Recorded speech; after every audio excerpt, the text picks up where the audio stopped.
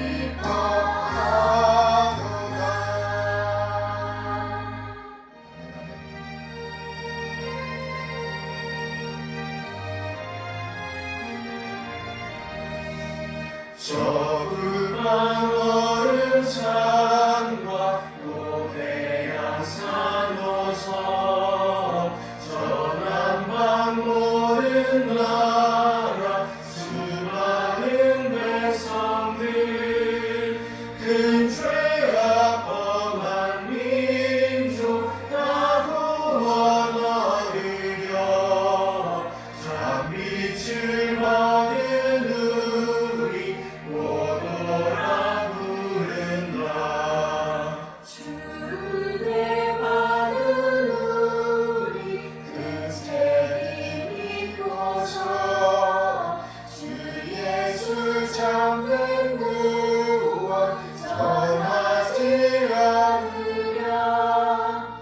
온 세상 모든 백성 참 구원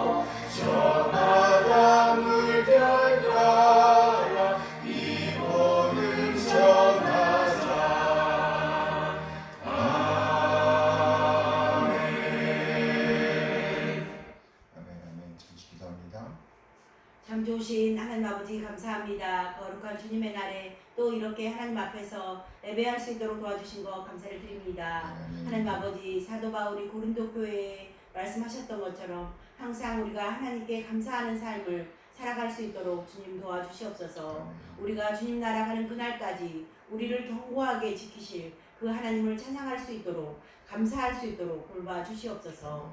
하나님 아버지 감사합니다. 이 험난하고 어두운 세상 가운데서 또한 하나님과 교제할 수 있도록, 아버지 말씀 가운데 살아갈 수 있도록 우리들을 지켜주시고 보호하여 주시니 감사를 드립니다. 그 말씀의 은혜 가운데서 하나님의 은혜와 하나님의 긍휼하심을 항상 느끼며 살아갈 수 있도록 도와주시옵소서. 하나님 아버지 감사합니다. 이 시간 말씀을 전해주시고 우리 목사님 영육간의 강건함과 성령의 충만함으로 도와여 주시옵소서. 말씀을 받는 우리들은 아멘으로 받을 수 있도록 도와주시고, 하나님 아버지 우리의 입술뿐만 아니라 우리의 마음이 변화되어 우리의 삶이 하나님 앞에 드려지기에 부족함이 없는 아버지 새로운 삶이 될 수 있도록 날마다 지켜주시고 보호하여 주시옵소서. 하나님 아버지 감사합니다. 이 시간 신령과 진정으로 드려지는 귀하고 복된 예배가 되기를 기도하며 살아계신 예수 그리스도의 이름으로 기도드립니다. 아멘. 감사합니다. 네. 이 시간은 시편 기도 시간입니다. 시편 39편 말씀이 되겠습니다.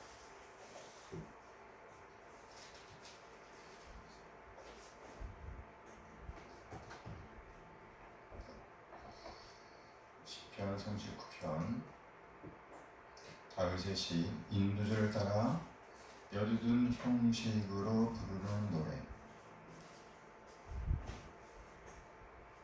인도절을 따라 여두둔 형식으로 부르는 노래.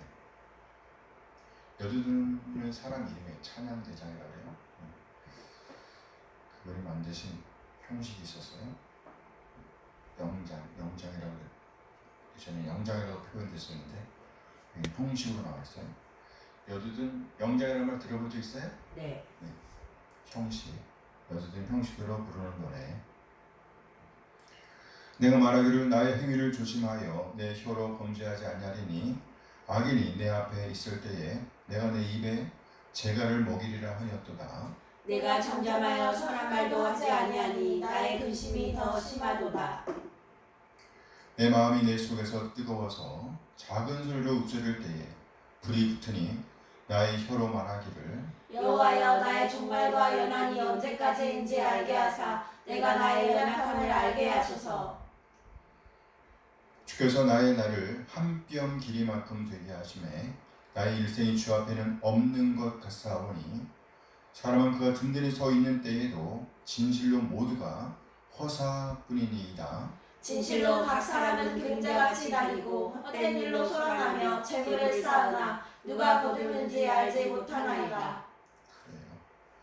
주여 이제 내가 무엇을 바라리요? 나의 소망은 주께 있나이다. 나를 모든 죄에서 건지시며 우매한 자에게서 욕을 당하지 아니하게 하소서. 내가 잠잠하고 입을 열지 아니함은 주께서 이를 행하신 까닭이니이다. 주의 징벌을 나에게서 옮기소서. 주의 손이 치심으로 내가 쇠망하였나이다.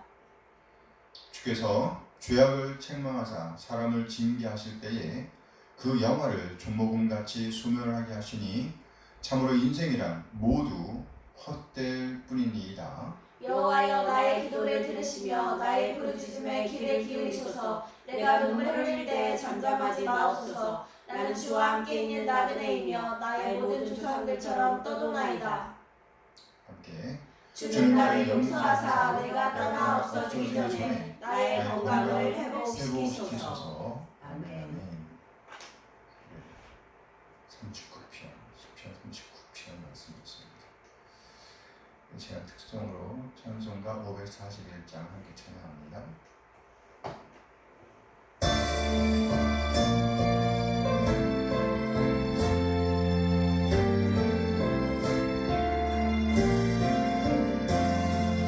꽃이 피는 봄날의 날 주의 사랑 있음인가 열매 맺는 가을의 날 주의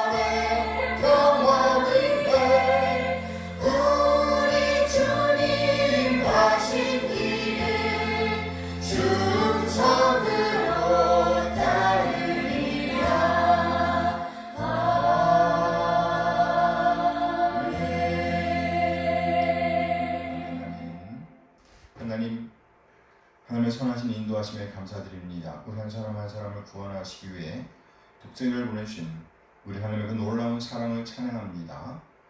그리고 아버지 하나님의 뜻에 따라 친히 우리 한 사람 한 사람을 죄와 사망에서 구원하시기 위해서 낮아지시되 완전히 낮아지신 우리 주님, 그래 마침내 진리의 말씀으로 우리를 낳아주신 우리 주님 예수 그리스도의 다음 은혜에 감사드립니다. 독생을 내오신 우리 하나님 놀라운 사랑과 예수님의 은혜를 깨닫게 하심으로 우리를 하나님의 자녀로 거듭나게 하신 성령 하나님의 인도하심을 찬양합니다. 하나님의 그 놀라운 사랑과 은혜 인도하심에 감사하여 우리 자신의 삶을 드리고 헌물을 드리고 시간을 드리고 또 우리 몸과 마음을 드립니다. 우리의 마음과 시간과 헌물을 하나님께 드릴 수 있도록 우리를 초청하신 하나님을 찬양합니다. 죄에 얼룩진 우리 한 사람 한 사람을 위해 우리의 회복을 위해 놀라운 계획을 세우시고 그 놀라운 구원을 성취하신 삼위 하나님을 찬양합니다. 우리 한 사람 한 사람 지속적으로 강건케 인도하여 주시옵소서. 아멘. 우리 지체들 그 삶의 자리에서 참 아름답고 가치 있는 삶을 충실히 살아낼 수 있도록 늘 말씀으로 충만케 하시며 성령님의 권능을 힘있게 하옵소서. 아멘. 그래 그 삶의 자리에서 아름다운 발자취를 남길 수 있도록 인도하여 주옵소서. 아멘. 하나님 이 시간 우리 하나님의 말씀을 기다립니다. 우리를 깨닫게 하시고 하나님 되심을 인정하며 하나님의 뜻, 하나님 오름을 살아내고자 하는 열정을 주옵소서. 믿음의 부여한 자로서 믿는 자의 품격을 살아낼 수 있도록 하나님의 사랑과 은혜를 살아낼 수 있도록 인도하여 주옵소서. 아멘. 감사드리며 우리 주 예수 그리스도의 이름으로 기도합니다. 아멘. 아멘. 환영합니다. 시간은 신앙고백 시간입니다. 1680년에 런던 침례교 신앙고백서 제10장 유효적 소명에 관하여 고백합니다. 하나님은 생명을 받도록 예정하신 사람들이 본질상 죄와 사망의 상태에서 벗어나 예수 그리스도의 은혜와 구원을 받도록 하시기 위해서 그가 정하시고 인정하시는 때에 말씀과 성령을 통해 유효적으로 부르시기를 기뻐하신다. 또한 그들의 마음이 하나님의 일들을 이해하게 하심으로써 영적으로 구원에 이르도록 각성시키시고 그들의 돌과 같이 굳은 마음을 제거하시고 부드러운 마음을 주신다.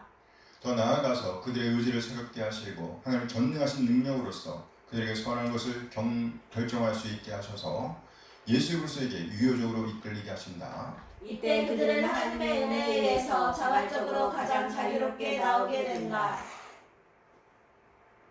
이 유효적 소명은 오로지 하나님의 자유롭고 특별한 은혜에 의한 것이지 사람 안에서 예견되는 어떤 것이나 피조물에게 있는 하나님의 은혜와 협력하는 어떤 능력이나 힘으로부터 나오는 것이 아니다. 피조물은 성령에 의해서 수생되고 새롭게 되기까지는 죄와 불법으로 죽어있는 전적으로 피동적인 존재이다.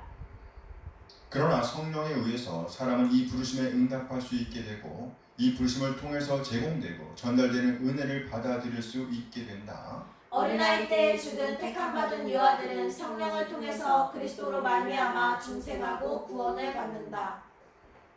성령은 자신의 기쁘심대로 언제든지 어디서든지 또한 어떠한 방법으로든지 역사하신다. 이와 마찬가지로 다른 모든 택함을 받는 사람들도 말씀의 사역을 통해서 외적으로의 부르심을 받지 못하는 경우라 할지라도 중생하고 구원을 받는다. 택함을 받지 못한 사람들은 비록 그들의 말씀의 사역을 통해 부름을 받고 성령의 여러 가지 일반적인 역사를 경험한다 할지라도 그들의 나머지에 의해 유효적으로 이끌림을 받을 수 없다.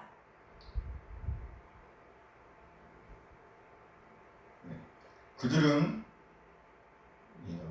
의지적으로 그리고 진실하게 그리스도에게 나올 수 없으므로 구원을 받지 못한다. 하물며 기독교를 받아들이지 않는 사람들은 결코 구원을 받을 수 없다. 그들이 본성의 빛과 그들이 고백하는 종교법에 따라 그들의 삶을 열심히 짜맞춘다 할지라도 그들은 구원을 받을 수 없다.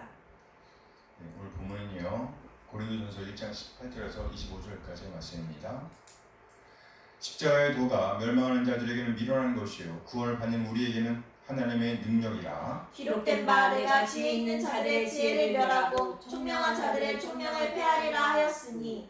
지혜 있는 자가 어디 있느냐, 선비가 어디 있느냐, 이 세대의 변론가가 어디 있느냐. 하나님께서 이 세상의 지혜를 미련하게 하신 것이 아니냐.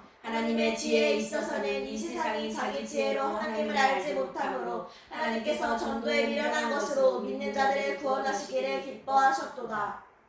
유대인은 표적을 구하고 헬라인은 지혜를 찾으나 우리는 십자가에 못 박힌 그리스도를 전하니 유대인에게는 거리끼는 것이요 이방인에게는 미련한 것이로되 오직 부르심을 받은 자들에게는 유대인이나 헬라인이나 그리스도는 하나님의 능력이요 하나님의 지혜니라. 하나님의 어리석음이 사람보다 지혜롭고 하나님의 약하심이 사람보다 강하니라. 아멘 아멘. 아멘. 네, 오늘은 본문 말씀 고린도전서 1장 18절에서 25절 말씀을 중심으로 해서 십자가의 도 이런 제목으로 말씀을 나누고 갑니다. 제목이 뭐예요? 십자가의 도. 네, 십자가의 도. 우리는 지난 시간에 사울 곧 사도 바울의 구원 간증을 함께 나누었습니다. 바울은 자신이 하나님 나라의 백성으로 거듭난 것, 예수 그리스도의 복음을 위한 사도로 부르심을 입은 것을 생각하면서 고린도 교인들에게 동일한 요구를 하였습니다. 즉 너희를 부르심을 보라는 고면이었습니다. 고린도전서 1장 26절 말씀입니다. 함께 읽어요.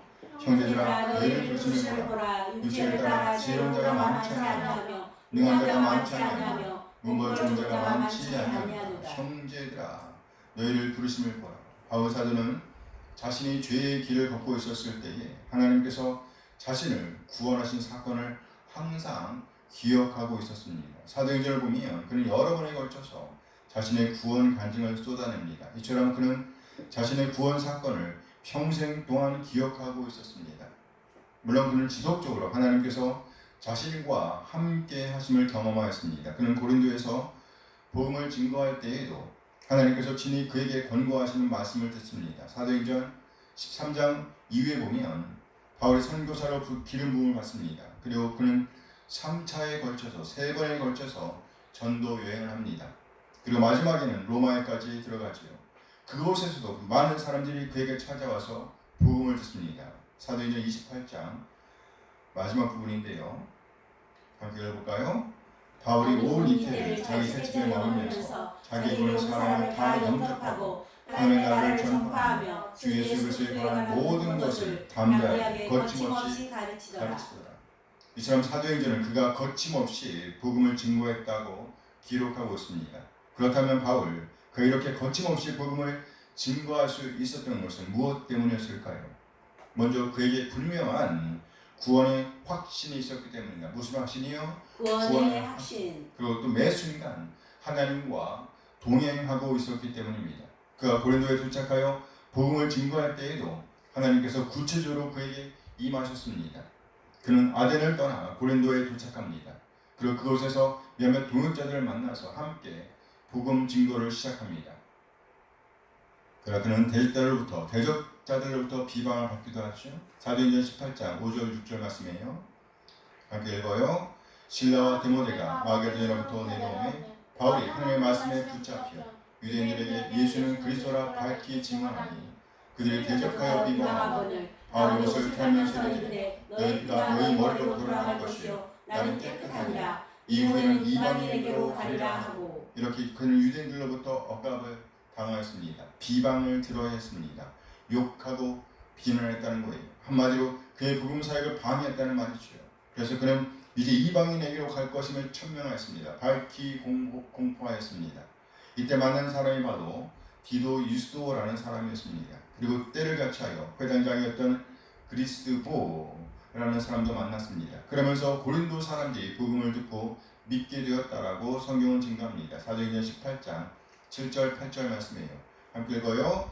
거기서 옮겨 하나님을 경외하는 디도 유스도라 하는 사람의 집에 들어가니 그 집은 회당 옆이라. 또 회당장 그리스도가 온 직원과 더불어 주를 믿으며 수많은 고린도 사람들도 듣고 믿어 침례를 받더라. 이에 더해 하나님께서 바울 사도에게 임하셔서 확신의 말씀을 주셨습니다. 사도행전 18장 9절 10절 말씀에 함께 했습니다. 밤에 주께서 환상 가운데 바울에게 말씀하시되 두려워하지 말고 침묵하지 말고 말하라. 내가 너와 함께 있음에 어떤 사람도 너를 대적하여 해롭게 할 자가 없을 것이니 이는 성중에 내 백성이 많으리라 하시더라. 성자 하나님이신 예수님께서 친히 바울에게 나타나셔서 확신을 주셨습니다.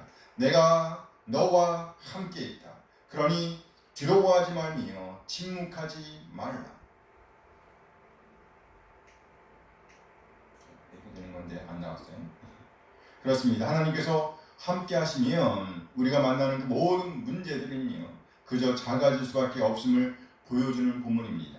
이렇게 하여 그는 고린도에서 1년 6개월 동안 머물면서 얼마 동안? 1년 6개월 동안 머물면서 그들에게 하나님의 말씀을 가르쳤습니다. 사도행 18장 11절 말씀이에요. 읽겠습니다. 1년 6개월을 머물며 그들 가운데서 하나님의 말씀을 가르치니라. 이렇게 하여 고린도 교회가 세워지게 된 거예요. 사도 바울은 우리 편지를 보내면서 이때를 당연히 기억했을 것이라고 생각합니다. 형제들아, 너희를 부르심을 보라. 하나님께서 우리를 부르실 때에 우리가 잘나서 부르신 것이 아니라는 거예요. 특별히 바울 사도는 그것을 뼈저리게 경험한 사람입니다. 하나님의 사람들을 박해하고 있었을 그 당시에 그는 하나님의 은혜로 부르심을 입었던 사람이에요. 바울뿐만 아니라 오늘 이 편지를 받고 있던 고린도 교인들도 역시 하나님의 은혜로 부르심을 받은 겁니다. 이들이 잘나서 구원을 받은 것이 아니다라는 거예요. 만일 우리가 이 하나님의 부르심을 생각한다고 하면 결코 우리를 자랑할 수가 없습니다. 우리를 부르셔서 하나님의 자녀가 되게 하신 하나님을 자랑할 수밖에 없다는 것을 설파하는 거예요. 우리의 자랑은 오로지 하나님이시라는 것을 밝히 말하고 있는 겁니다.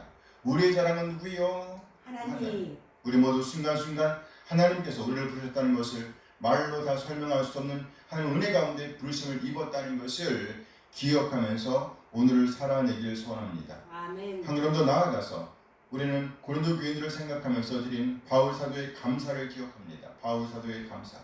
바울 사도는 이들로 인해서 하나님께 감사한다고 고백하고 있습니다. 내가 항상 하나님께 감사하고 있다. 고린도전서 1장 4절 말씀이에요. 함께 했습니다. 그리스도 예수 안에서 너희에게 주신 하나님의 은혜로 말미암아 내가 너희를 위하여 항상 하나님께 감사하노니. 바울 사도의 감사는 역동적인 것입니다. 자발적인 감사였어요. 바울 사도의 감사는 바로 하나님의 은혜 때문이었습니다. 지금은 좀 부족할지라도 마침내는 견고하게 하신 하나님을 바라보면서 그는 감사를 표현하고 있습니다. 고린도전서 1장 8절 9절 말씀입니다. 함께 읽어요.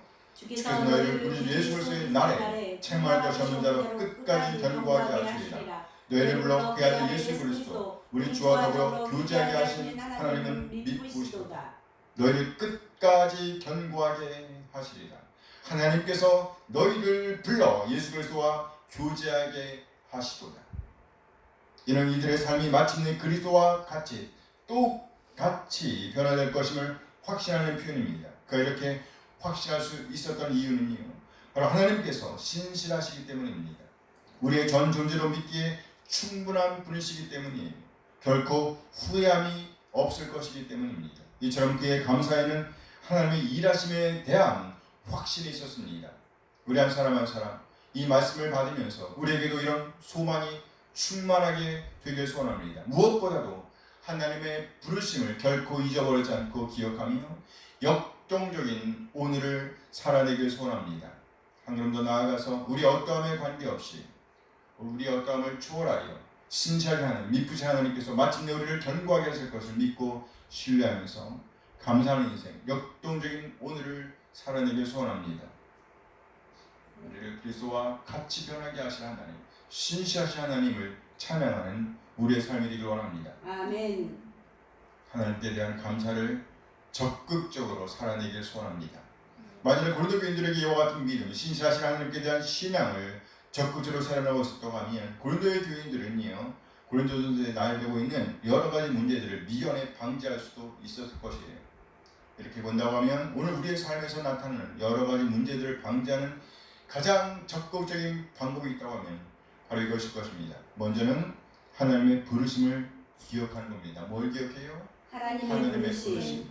그리고 또 한 가지는요, 우리 어떠함을 초월하여 믿으신 하나님께서 우리를 견고하게 하실 것이라는 믿음, 이 믿음으로 하면 적극적인 감사를 표현하는 삶을 사는 겁니다. 이렇게 할 때에 우리의 삶은 우리도 모르는 사이에 하나님의 마음에 흡족하게 변화될 것임을 믿습니다. 이로 말미암아 우리 하나님께서 우리로 말미암아 영광을 받게 될 거예요. 아멘.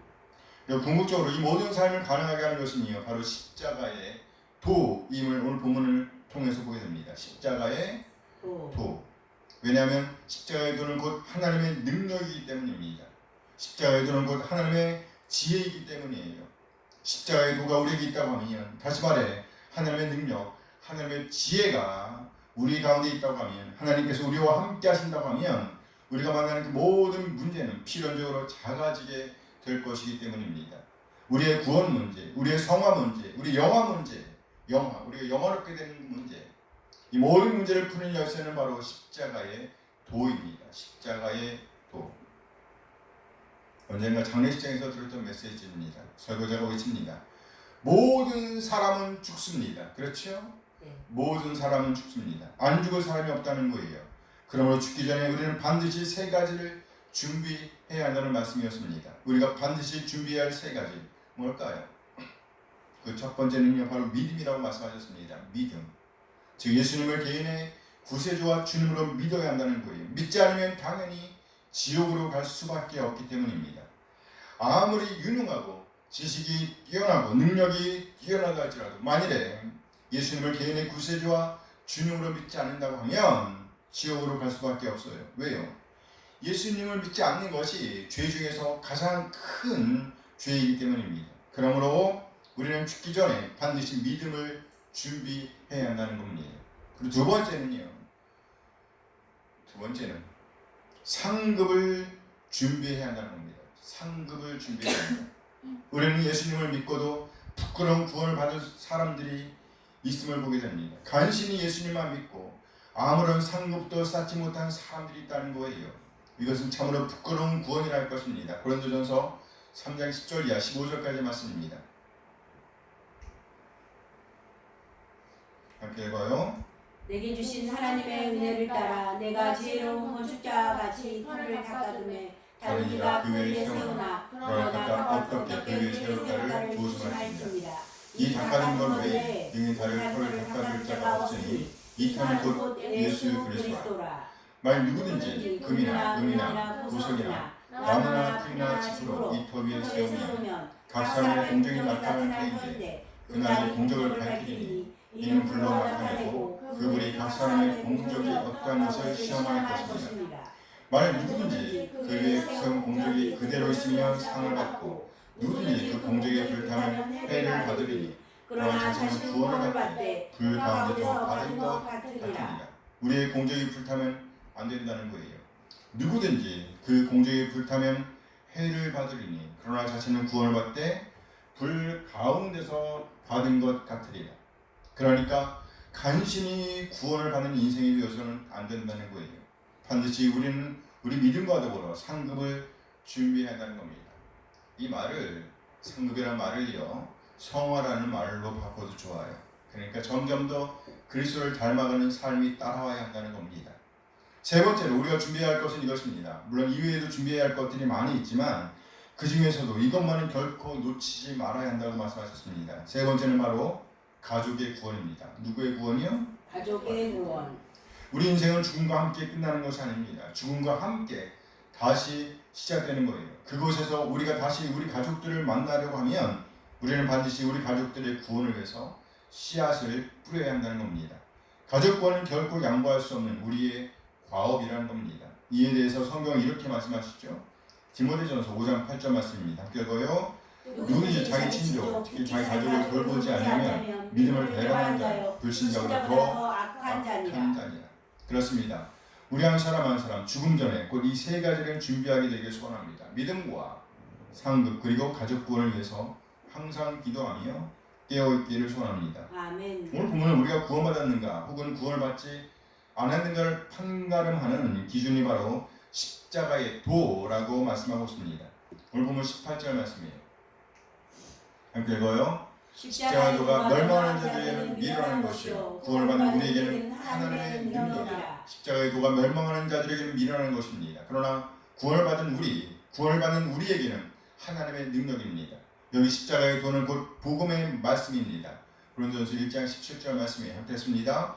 그리스도께서 나를 보내시는 침례를 베풀게 하려 하심이 아니요 오직 복음을 전하게 하려 하심이오되 말에 지혜로 하지 아니하고 아니함은 그리스도의 그리스도의 십자가가 헛되지 않게 하려 함이라. 오직 복음을 전하게 하려 하심이로되. 복음을 전하게 하려 하심이로되. 여기에 복음은 곧 그리스도의 십자가를 헛되지 않게 하는 것입니다. 다시 말해 복음을 전한다는 것은 곧 그리스도의 십자가의 능력을 잃어버리지 않는 것을 의미하는 겁니다. 우리가 복음을 증거한다는 것은요, 곧 그리스도의 십자가의 능력을 나타낸다는 거예요. 따라서 복음은 곧 십자가의 능력을 나타내는 방편입니다. 따라서 우리가 전하는 복음은 곧 십자가, 그리스도의 십자가라는 겁니다.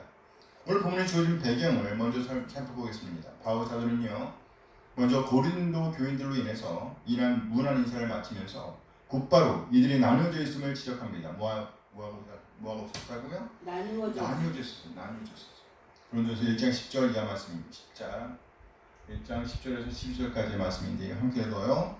형제들아, 내가 우리 주 예수 그리스도의 이름으로 너희를 권하노니 모두가 같은 말을 하고 너희 가운데 분쟁이 없이 같은 마음과 같은 뜻으로 온전히 합하라. 내 형제들아, 그러의 지편으로 너희에 대한 말이 내게 들리니 그 너희 가운데 분쟁이 있다는 것이라. 내가 이것을 말하거니와 너희가 각각 이르되 나는 바울에게, 나는 아볼로에게, 나는 게바에게, 나는 그리스도에게 속한 자라 한다는 것이니. 이것으로 보아 지금 고린도 교회는 분열된 가운데 있습니다. 분열되어 있었습니다. 얼른 봐도 4개의 파로 나뉘어졌습니다. 4개의 파. 유명한 사람 다 있죠? 바울, 아볼로, 게바, 그리스도. 나는 누구 파? 나는 그리스도 파? 나뉘어졌어요. 당대에 아볼로는 말을 아주 잘했다 그래요. 뛰어난 설교가 있다고 합니다. 바울, 아볼로, 게바는 누구예요? 게바 베드로. 그리스도. 바울은 이렇게 나누어져 있는 것을 슬퍼하면서 이 분열을 해결할 수 있는 방법으로 십자가의 도를 말씀하고 있는 겁니다. 분열을 해결할 수 있는 방법, 십자가의 도. 이는 곧 십자가의 능력을 잃어버릴 수도 있음을 경고하고 있는 겁니다. 그러니까 그리스도 예수 십자가의 능력을 잃어버리지 말아야 한다는 거예요. 우리가 그리스도 예수의 십자가의 능력을 다시 회복한다고 하면 분열된 공동체를 다시 회복할 수 있다는 겁니다. 즉 그리스도 예수의 십자가 능력, 즉 복음은 우리의 분열을 회복하게 만든다는 겁니다. 십자가의 능력, 그리스도의 도 능력, 십자가의 도는요 분열을 회복한다. 처음 사람의 죄로 말미암아 우리는 하나님과의 교제가 막혀 있었습니다. 우리 자신과의 교제가 막혀 있었습니다. 우리 이웃과의 교제가 막혀 있었어요.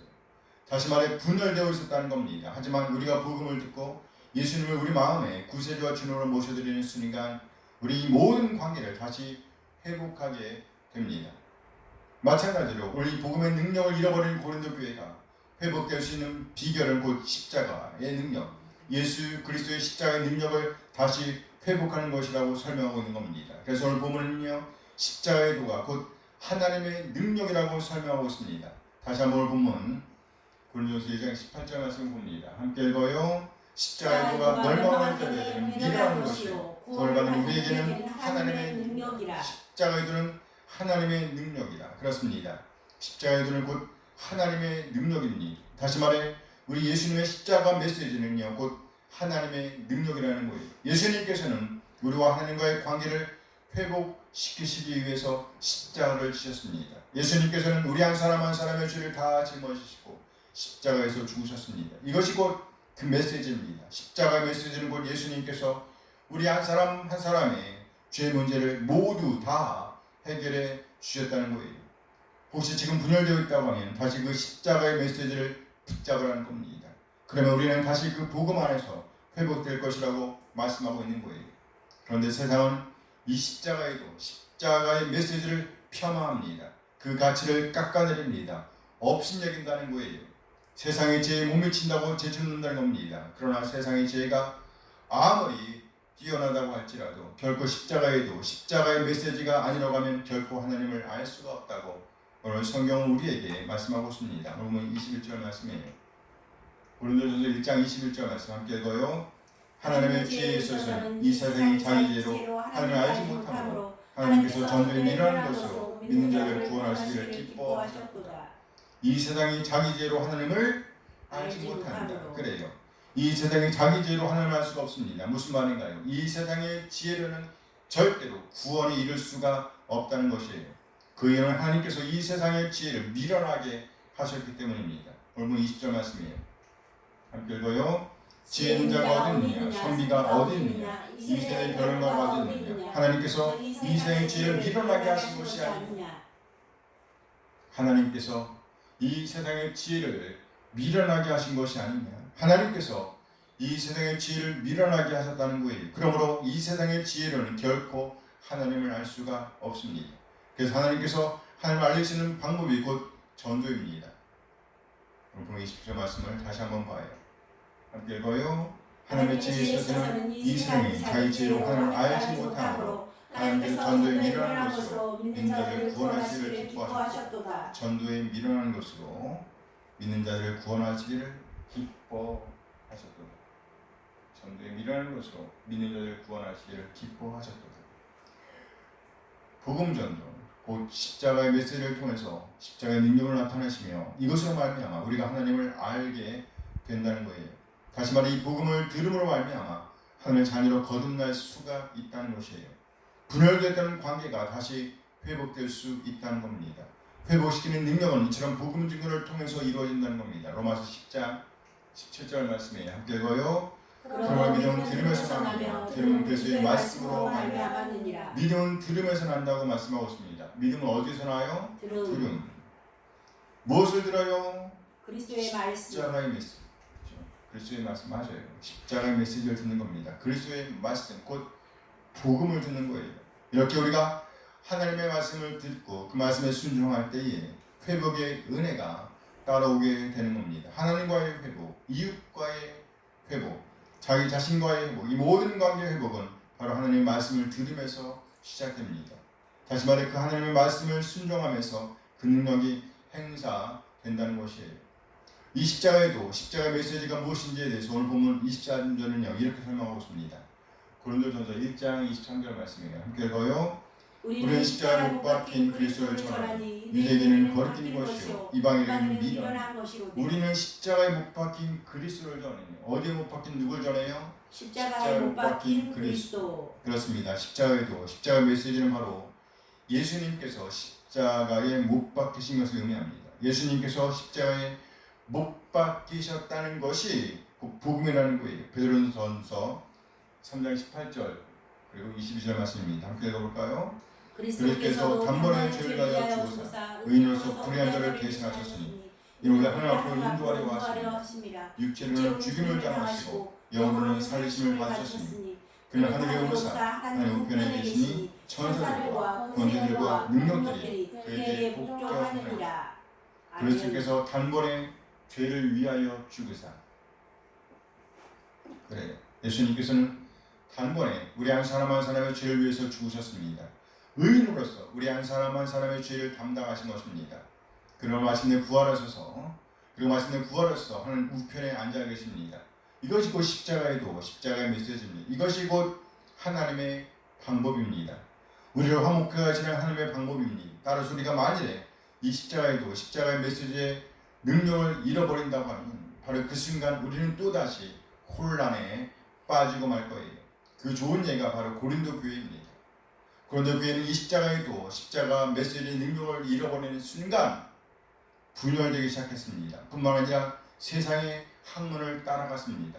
세상의 방법에 치우치기 시작했습니다. 더 이상 십자가에도 십자가 메시지가 삶의 기준이 아니었습니다. 세상적인 가치를 추구하면서 십자가에도 십자가의 메시지를 외면하였습니다. 이로 말미암아 그들은 윤리적인 문제로 고민해야만 했습니다. 우리도 만일에 십자가에도 십자가의 메시지를 무시한다고 하면 우리가 모르는 사이에 세상적인 가치관에 따르게 될 겁니다. 푹 잠기게 될 거예요. 그럼 21절만 유대인은 표적을 구하고 헬라인은 지혜를 찾습니다. 보세요. 유대인은 표적을 구합니다. 그리고 헬라인은 지혜를 찾습니다. 만일에 우리가 십자가에도 십자가 메시지에 붙잡히지 않는다고 하면 우리도 역시 이런 세상적인 가치를 추구하게 되어 있다는 겁니다. 그러나 바울 사도는 이렇게 고백하시오. 23절 말씀 함께 읽어요. 그러나 우리는 십자가에 못 박힌 그리스도를 전하니 유대인에게는 거리끼는 것이요 이방인에게는 미련한 것이요 참 우리가 그리스도인이라고 한다면 예수님을 구세주와 주님으로 믿고 따라가는 예수님을 주인으로 믿고 따라가는 신앙이라고 한다면 우리는 결코 십자가 메시지 즉 예수님께서 우리 한 사람 한 사람의 죄를 대신해서 십자가에 달리셨다는 이 복음의 메시지를 외면하는 인생을 살 수가 없다는 거예요. 아니 오히려 적극적으로 그 복음을 증거하는 인생을 살게 된다고 증거하고 있는 겁니다. 이것이 곧 그리스도인과 그리스도인이 아닌 사람을 구분하는 기준이 됨을 보여줍니다. 우리 삶을 움직이는 원동력이 무엇인가에 따라서 나의 정체성이 결정된다는 것이에요. 만약에 내가 십자가이고 십자가 메시지를 꺼린다고 하면 결코 그리스도인이 아니라는 겁니다. 만약에 내가 십자가이고 십자가 메시지가 미련한 것이라고 생각하고 있다면 우리는 결코 구원받은 그리스도인일 수가 없다는 겁니다. 정말 내가 예수님을 구세주와 주님으로 믿고 그리고 그리스도를 따르는 그리스도인이라고 한다면 참 신앙인이라고 한다면 우리는 반드시 그 복음을 자랑스럽게 여겨야 한다는 겁니다. 나를 불러주신 그 부름을 생각할 때 감격이 있다는 겁니다. 회개가 있다는 거예요. 더 이상 죄의 자리, 분열의 자리에 머물 수가 없다는 것이죠. 이것이 바로 오늘 십자가의 도가 우리에게 보여주는 겁니다. 십자가의 도, 십자가의 메시지는 곧 우리 삶의 원동력입니다. 우리 삶을 움직이게 하는 동력이라는 거예요. 능력입니다. 우리의 지혜입니다. 이렇게 고백하게 된다는 겁니다. 왜요? 우리 이 복음으로 말미암아 하나님과의 관계를 회복하게 되었기 때문입니다. 이웃과의 관계를 회복할 수가 있게 되었기 때문입니다. 나 자신과의 관계를 회복할 수가 있게 되었기 때문입니다. 궁극적으로 하나님 나라의 소망을 품으면서 하나님 나라에 대한 소망을 품으면서 오늘을 살아낼 수가 있게 되었기 때문이에요. 그래서 오늘 본문은 이렇게 결론을 냈습니다. 오늘 본문 24절 25절 말씀이에요. 함께 읽어요. 오직 부르심을 받은 자들에게는 유대인이나 헬라인이나 그리스도는 하나님의 능력이요 하나님의 지혜이니라. 하나님 어리석음이 사람보다 지혜롭고 하나님의 약하심이 사람보다 강하니라. 십자가의 메시지의 능력에 사로잡혀 있다고 하면 더 이상 분열은 없습니다. 유대인이나 헬라인이나 그리스도는 하나님의 능력이다 라고 고백하고 있습니다. 여기 유대인은 선민 이스라엘을 지칭하는 표현입니다. 그리고 헬라인은 유대인 외의 모든 이방인을 대표하는 표현인 거예요. 그러니까 지금으로 말하면 만약 우리가 십자가이고 십자가 메시지의 능력에 사로잡혀 있다고 하면 모두가 하나라는 거예요. 하나라. 조화를 이루게 되었다는 겁니다. 만일에 조화를 깨는 어떤 것이 우리에게 있다고 하면 그것은 아직까지 이 복음의 능력에 사로잡혀 있지 않음을 의미하는 겁니다.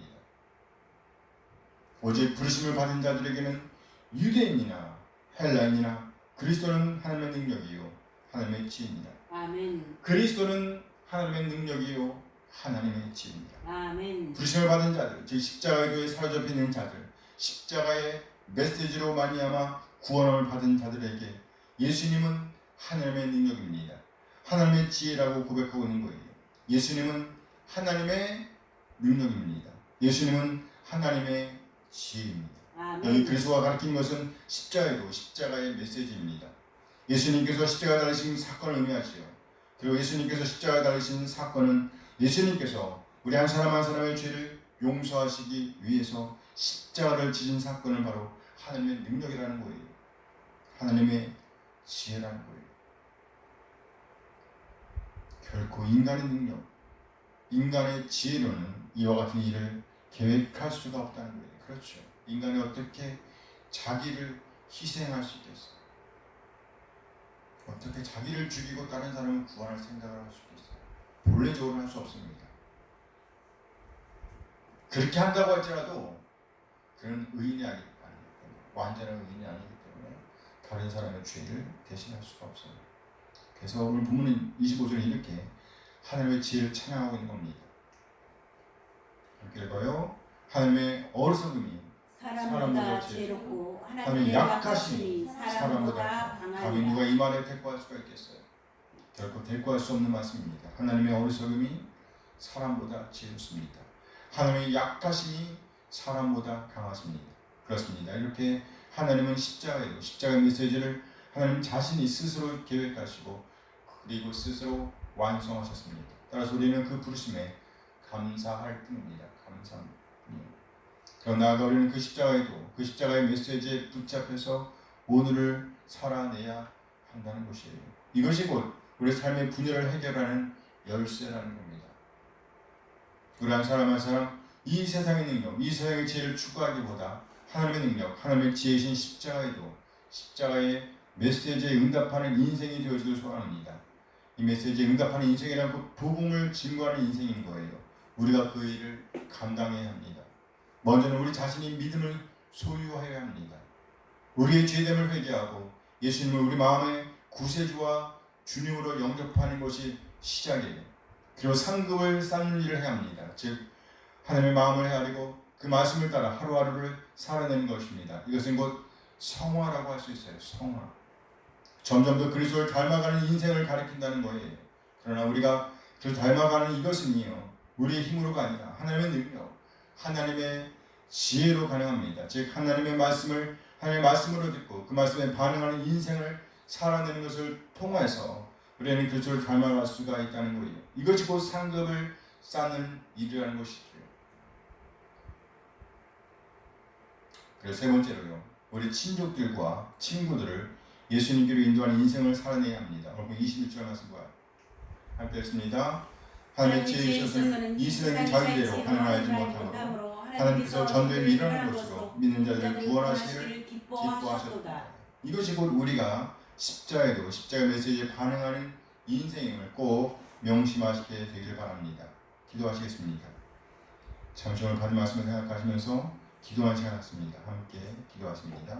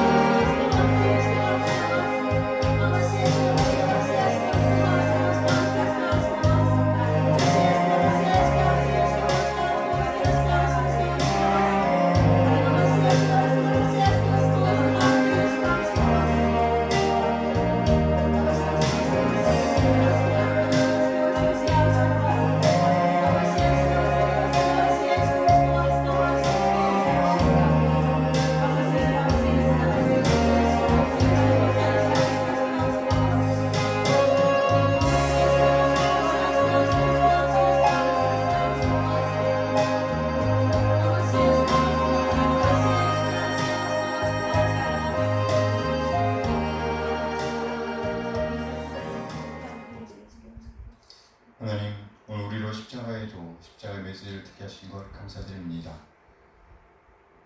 우리가 당면한 문제를 해결하는 열쇠가 그 십자가에도 십자가 메시지를 생각하시는 것 감사드립니다. 우리 한 사람 한 사람 날마다 그래서 십자가의 능력, 십자가의 지혜 가운데 응답하는 인생이 되게 하옵소서. 우리 한 사람 한 사람의 죄를 용서하시기 위해서 십자가의 신 예수 그리스도의 그 능력을 의지하여 삶의 자리에서 샬롬을 이루는 삶을 살아내게 하옵소서.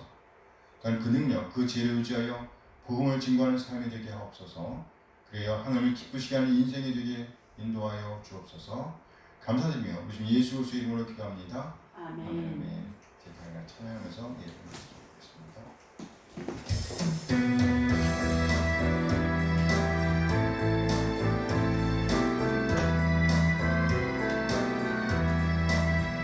주를 경배하리 나 경배하리 주를 찬양하리라 주를 경배하리 나 경배하리 주를 찬양하리라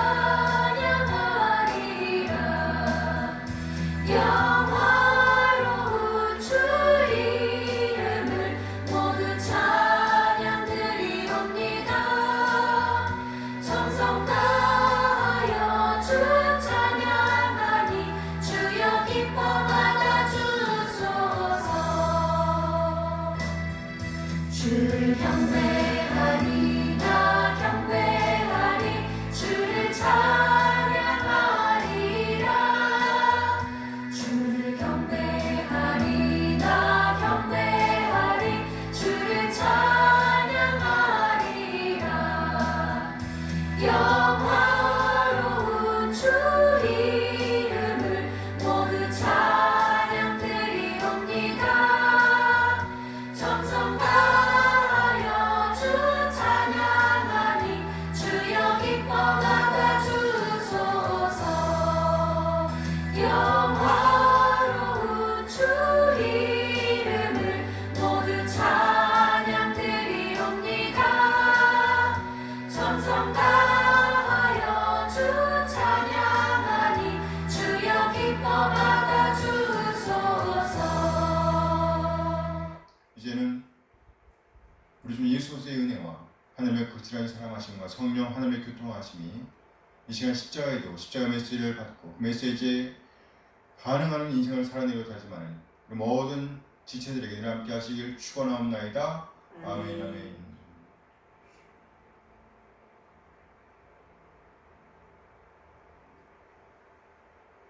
예배를 마쳤습니다. 감사합니다.